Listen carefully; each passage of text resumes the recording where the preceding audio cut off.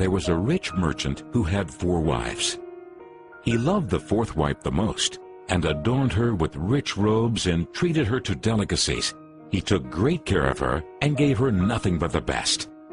He also loved the 3rd wife very much. He's very proud of her and always wanted to show off her to his friends. However, the merchant is always in great fear that she might run away with some other men. He too loved his 2nd wife. She is a very considerate person, always patient, and in fact is the merchant's confidant. Whenever the merchant faced some problems, he always turned to his 2nd wife, and she would always help him out and tide him through difficult times. Now the merchant's 1st wife is a very loyal partner and has made great contributions in maintaining his wealth and business, as well as taking care of the household. However, the merchant did not love the 1st wife, and although she loved him deeply, he hardly took notice of her. One day, the merchant fell ill. Before long, he knew that he was going to die soon. He thought of his luxurious life and told himself, "Now I have 4 wives with me, but when I die, I'll be alone. How lonely I'll be."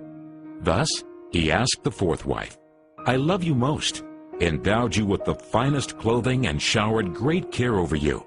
Now that I'm dying, will you follow me and keep me company?" "No way," replied the 4th wife, and she walked away without another word. The answer cut like a sharp knife right into the merchant's heart. The sad merchant then asked the 3rd wife, "I have loved you so much for all of my life. Now that I'm dying, will you follow me and keep me company?" "No," replied the 3rd wife. "Life is so good over here. I'm going to remarry when you die." The merchant's heart sank and turned cold. He then asked the 2nd wife, "I always turn to you for help, and you've always helped me out. Now I need your help again. When I die, will you follow me and keep me company?" "I'm sorry, I can't help you out this time," replied the 2nd wife. "At the very most, I can only send you to your grave." The answer came like a bolt of thunder, and the merchant was devastated. Then a voice called out, "I'll leave with you.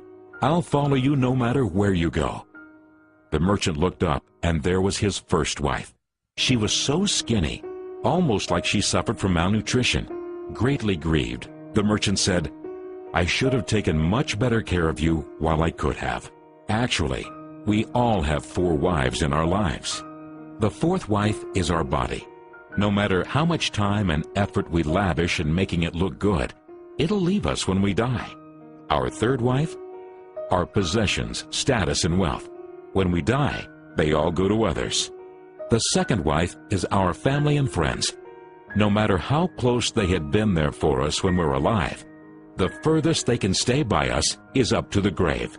The 1st wife is in fact our soul, often neglected in our pursuit of material, wealth, and sensual pleasure.